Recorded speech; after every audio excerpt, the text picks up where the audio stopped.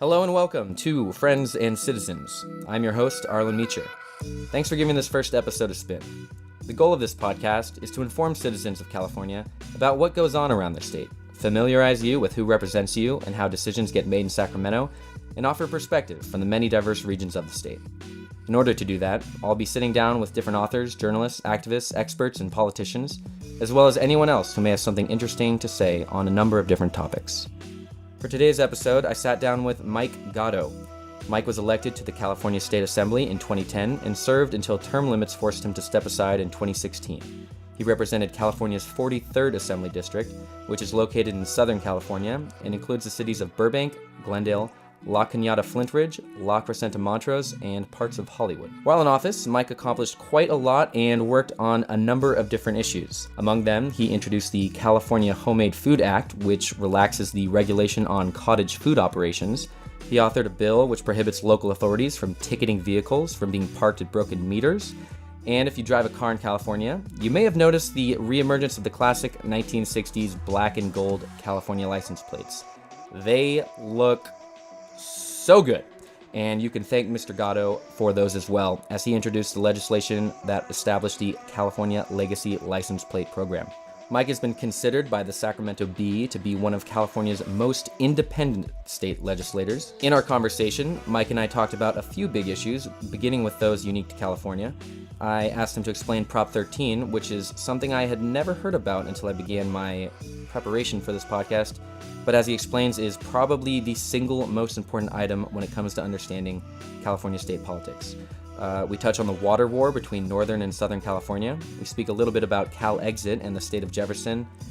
We go into the relationship between politicians, the media, and the general public, and I get a couple good book recommendations out of Mike as well. And now, without any more preamble, I give you my conversation with Mike Gatto.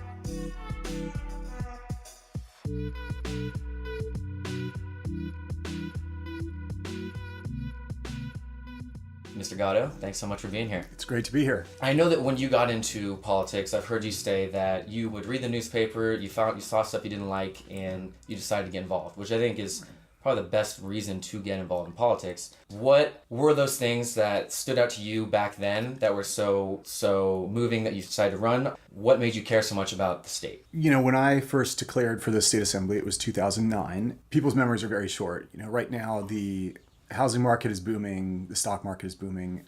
Some people are very happy with that. Other people note the high cost of living and things like that. But in 2009, nobody was happy with anything. We were about 2 years into a very deep recession. And, the thought occurred to me that California is a very, very wealthy state. We are very fortunate to live here. We've got Silicon Valley, we've got Hollywood, we've got the Central Valley, which is the richest farmland in the United States. There's so much wealth here, there's so much prosperity. But yet somehow we always found ourselves and we find ourselves scrambling whenever there's a downturn. In 2007, 2008, 2009, people were having to answer questions like why we can't fund our schools, why we can't pave our roads. That's still a question a lot of people ask. And I started to probe a little deeper into that myself, and I concluded that it really is the structure of our government. It's the way that we have our tax code structured, it's the way that we budget, and those things were the real motivators for me to get involved in politics. Something that comes up a lot is Proposition 13. And my understanding of it is very abstract because it's I'm a newcomer to understanding that.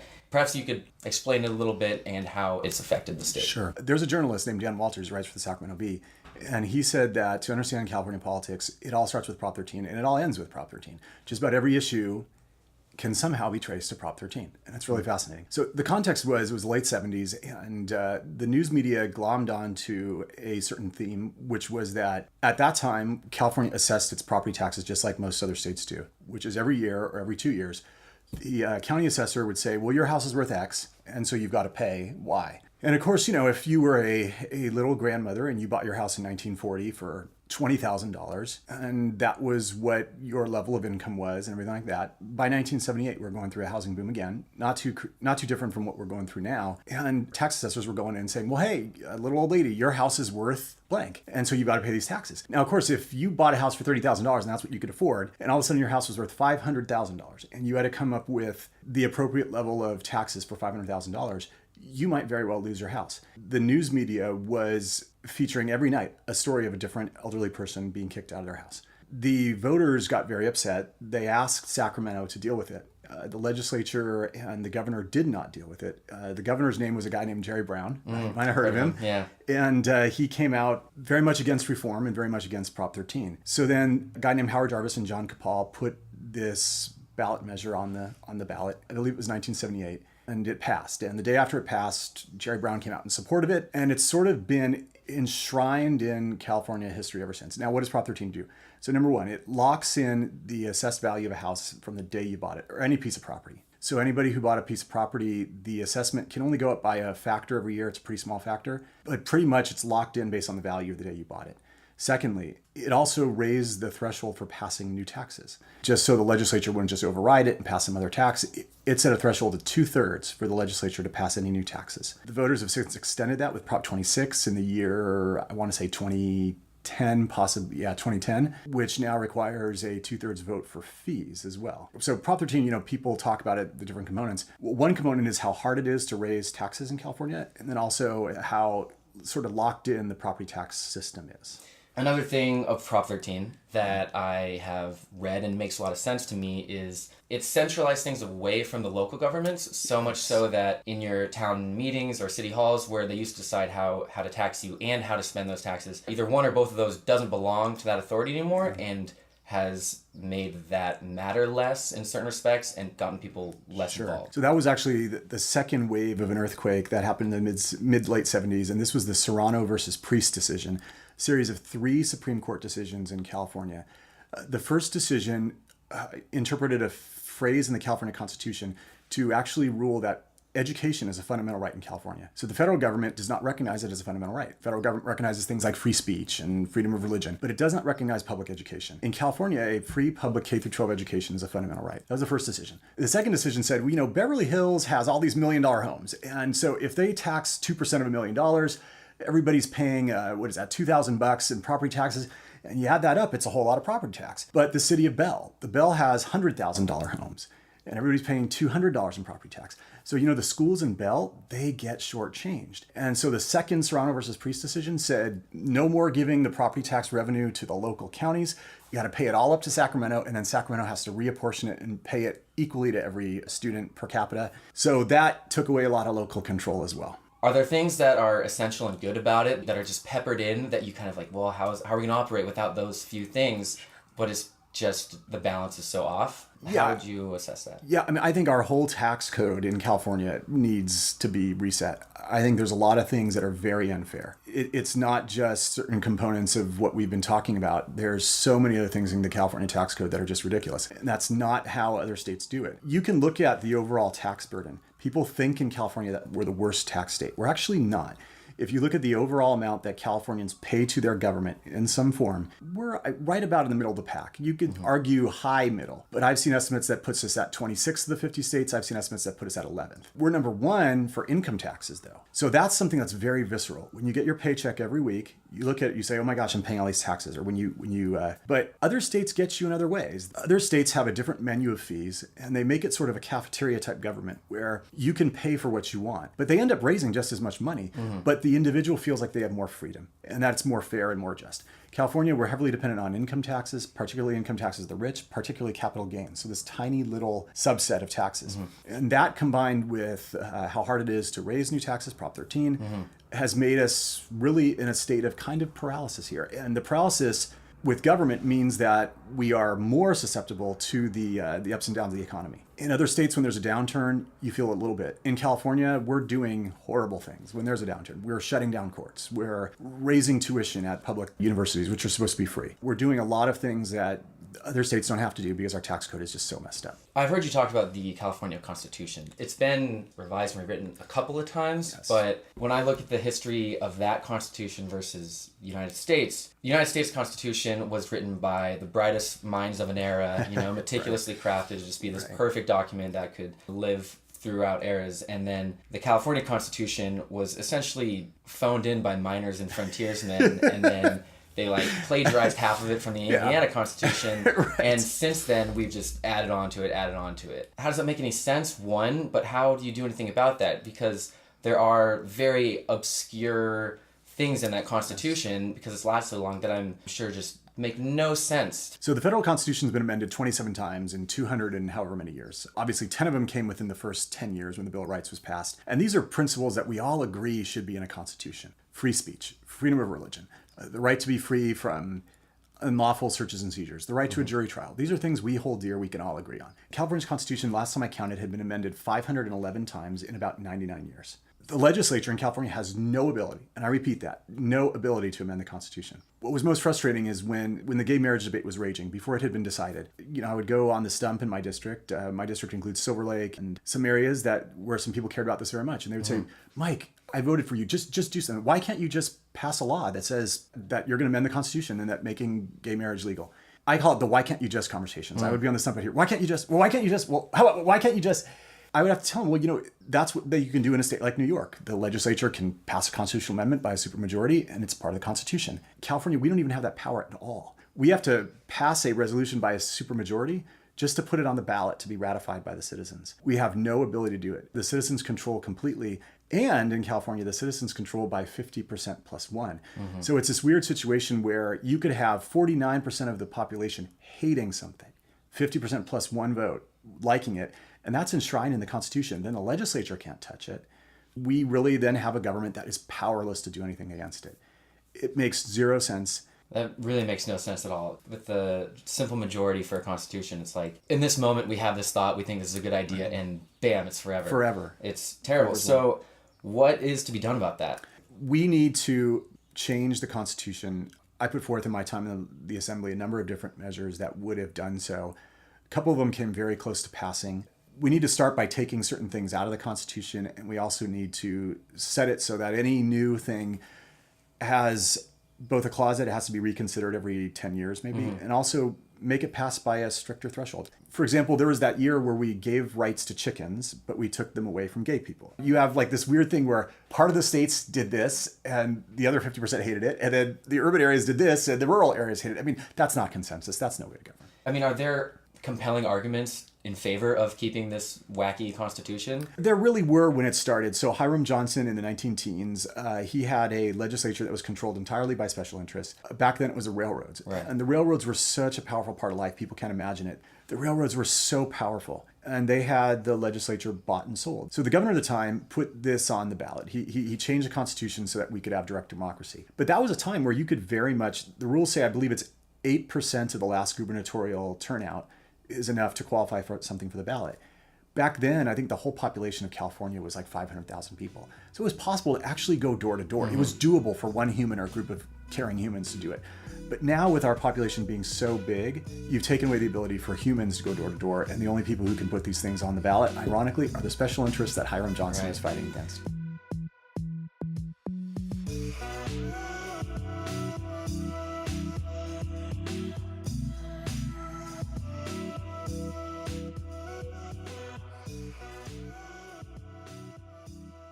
I think it's kind of impossible to talk about California without bringing up water and how big of an issue that is for the entire state. I'm from a rural county in Northern California called Plumas. The feeling around water up there is that it's a natural resource that that part of the state has that really gives water to urban areas throughout the state and Southern California, and there isn't much compensation for it. What are your feelings about water, and what is the general debate about it in the state? They say in politics and life, demography is destiny, but in California, really geography is destiny. We're a very uniquely shaped state. And people say, well, what does that matter? Well, we are one state. I mean, first and foremost, we're one jurisdiction with one legislature and one governor, but we're this really weird, elongated state. There's really no other jurisdiction I can think of except for Italy and maybe Sweden and Norway, the Scandinavian countries, that are so long. And they really run from such a diverse latitude. I mean, California is really unique that way. And so we've got this really weird challenge where just about everything south of Santa Barbara is very dry. Los Angeles is a city that would never get built today. And, it's really interesting because so much of, what we do in California is really moving that water from north to south. I actually never really heard it phrased as a compensation issue. That's really interesting. I usually just get people from Northern California upset that Southern California steals so much water. When I stayed in Sacramento, I stayed right by the American River. And I was always just amazed at, first of all, how wet Northern California is, how much water there is. As a Los Angeles boy who's used to going by a river that was paved and had a little stream of water that was green colored, Right. it was so amazing and just such I really, it opened my eyes and it really gave me perspective. And I can understand how people feel like we are taking their water from Southern California and Northern. We've done a lot of water conservation in Southern California. That's a low-hanging fruit. Our water conservation in Southern California is the model for the world. We've done that well. But people also have to remember that there's a profound energy issue with it. The biggest use of energy in California is moving water from north to south. And you think about that. You think about how much fossil fuel is used and how much it drives up the cost of utility bills for everybody. Right. That's our biggest cost of energy in the state is moving water. What is your take on the Calexit, California separatist movement? I understand where they're coming from. I think a lot of people who have been attracted to Calexit, they feel like the national results of the election were terrible. That California is a model in many ways for how we can have a government that's egalitarian, seems to try to care about everybody except for maybe folks in the state of Jefferson areas. And they really have this idea that we've been a separate country before and we could be a separate country again. But I always told myself when I was in office that I would never snow people and I would always tell it to them directly. I don't think that this is the answer. A common criticism of Washington is that it's fallen very out of touch with the state of the nation. I mean, you've got that problem here. I mean, you could argue that there are members of local government here in the city who are profoundly out of touch with the common person, that they don't respond to them. And that's why voter turnout was so low in the last city election. Do you think there's resistance in the media and the way it's portrayed to be willingly out of touch? So I think the media, first of all, there's a really tough task before it because budgets have been cut everywhere. And, even some of the bureaus that when I started 7 years ago in government that had, 20 seasoned reporters, they now have, 3 people fresh out of college trying to cover the state capitol. And that's tough. I think there is no willingness in the media to call politicians out on their bullshit. I think that the media accepts these bullshit answers from politicians.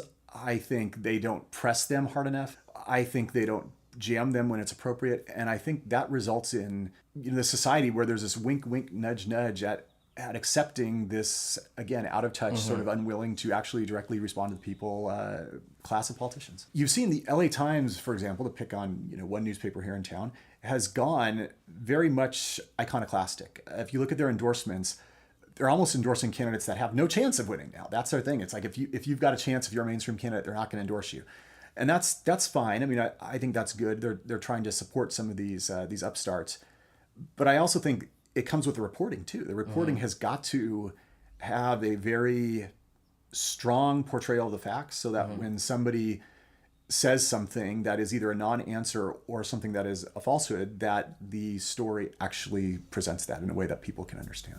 That's interesting about the LA Times and their endorsements, because as just an average voter, which I consider myself, and I look at things I have no idea about, like I'll understand, here are my Senate candidates, I can research that on my own, here are my presidential candidates, here's judge, here's school board, I know nothing about that, and so I would imagine, just guessing, whoever the LA Times endorses, wins most of those cases. You'd be surprised. No?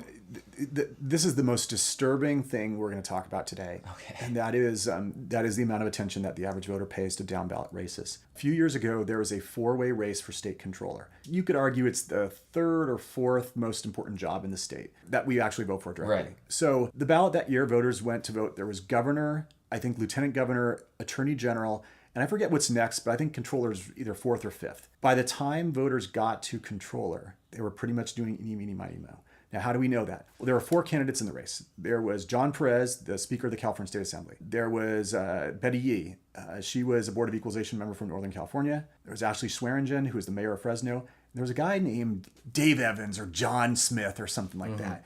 And his ballot title was Chief Financial Officer. The vote was split 25, 25, 25, and 25. Oh my God. This last fellow did not mount a campaign, did not spend a penny, did not tell people his position on issues. They ended up being pretty extreme. He had a good last name. He had a good ballot designation. If you look at the races for judge, which are much deeper on the ballot, people vote based on the last name, the ethnic group, and the ballot designation. It's really sad. But if you look at judges, you ever wondered why so many people put criminal gang prosecutor as their ballot designation, or like I take machine guns as a criminals or something like it's like so extreme. A few years ago, there was this really thoughtful judge named Dezintra Janavs. She was such a great judge. Her rulings were really famous for their thoughtfulness and for everything like that. When she ran for re-election, she would always lose. And the governor would always always have to reappoint her. Oh, no. And it was because nobody could pronounce her name. And that's how sad it is. What year was this? This was 5, 6, 7 years ago, not that long ago. There's xenophobia from all races, frankly, when it comes to elections. What that results in is candidates who are not always qualified getting a whole lot of votes. And that's a real shame.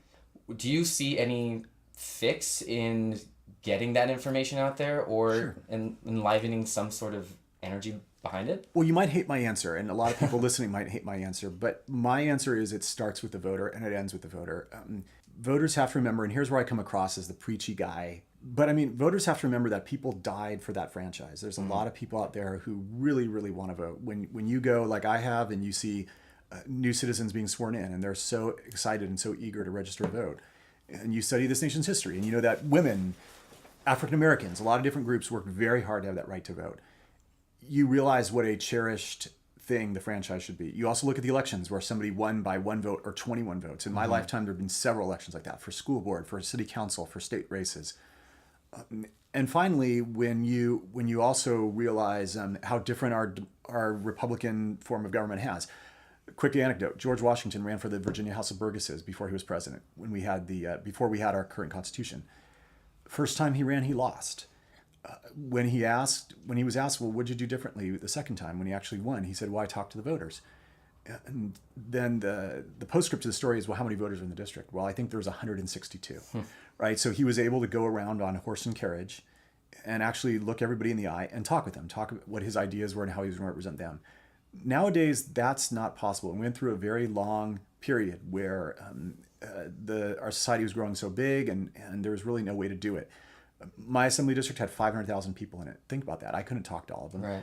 But I'll tell you one thing that has really democratized things, and this is what I mean by it comes to the voter, is that the internet. I mean, it's so simple. If you're voting, take the time to Google search the candidates.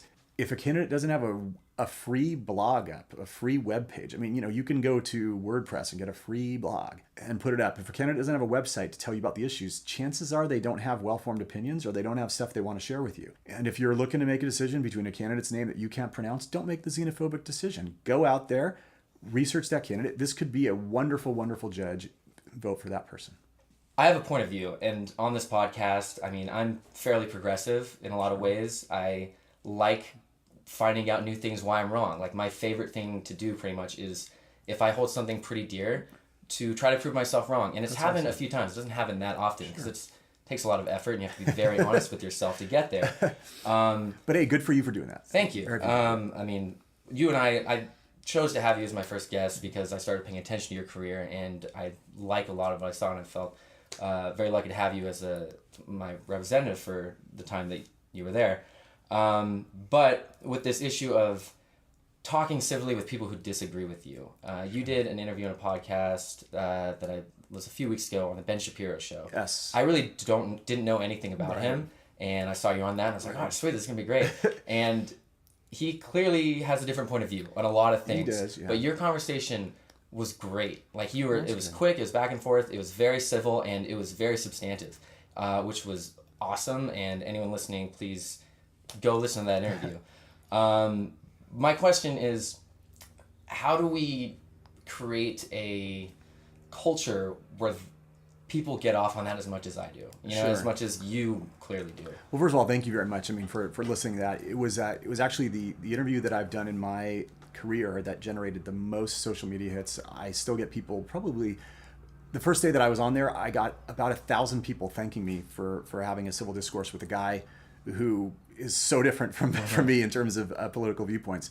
I don't have the answer to that. I think politicians believe that the only thing that sells will be the type of strife. And I'm seeing that in politicians I really respect, and guys I know and gals I know, who in many cases have gone to Congress or are still in the state legislature, and they're thinking that the only way to get voters' attention right now is to curse at Donald Trump on Twitter every day. I submit that does very little. I mean, no matter who got elected, whether it would be Bernie, Hillary, or Trump, we still have roads that are horrible. We still have millions of children who are in poverty in the state. We still have a problem with our universities that if we don't solve, we're going to be locking generations in debt.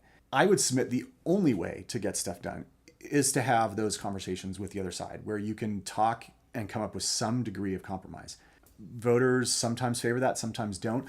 I read a statistic that every single president elected in the United States history was either the oldest or only child or a middle child. And very much so, we elect the former during times of war and the latter during times of peace. And there's really not much middle ground. And I don't know if that stat is true. I think I checked it once. I've never heard that put together that way. I've heard the blue eyes thing a lot and like the height, you know. Sure. Other than that, that's very interesting. But blue eyes and height, you know, our country for a long time was a country of course. But that one, you know, the birth order actually has a lot of psychological, I think, correlation. And but my point is, hopefully at some point we come to a point where no matter whether you're the firstborn or the only child, you have a little bit of the attitude of, you know, we're all in this together. I mean, we can hang together or we can hang separately, right? That was the motto of the founding fathers. And they knew that they would literally hang if they did not unite. And I think that that's really where we are right now. We face really broad problems as a society. The population is very upset with government. And I think politicians need to do more hanging together.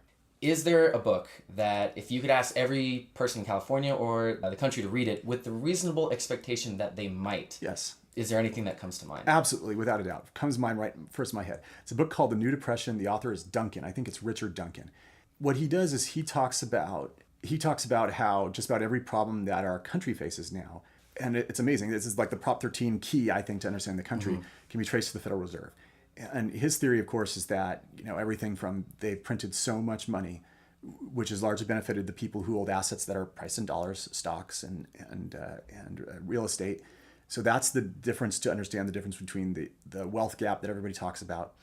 And also what that's created is where the dollar's purchasing power is so low that the only way that we can afford the things that we want, like the iPhones that we all have and bikes and things like that, is if they're made overseas with slave labor.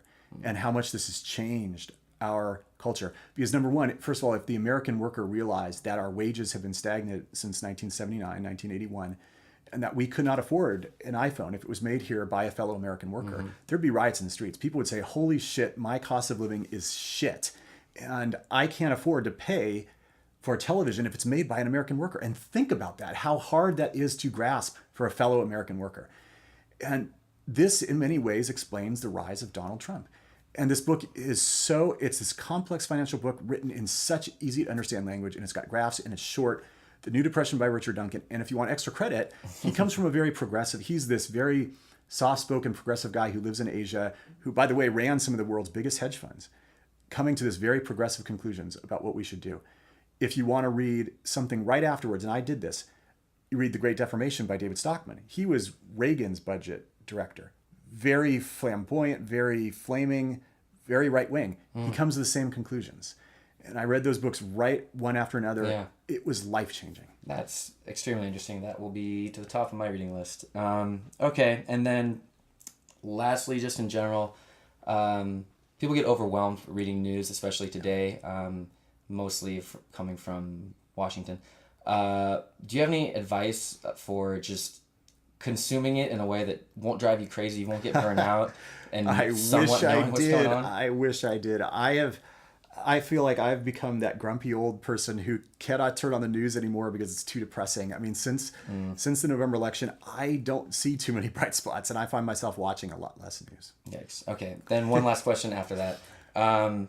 California, it's almost like a country in itself. Yeah. Big state, a lot of natural beauty. I find where we are very beautiful. I find where I'm from very beautiful.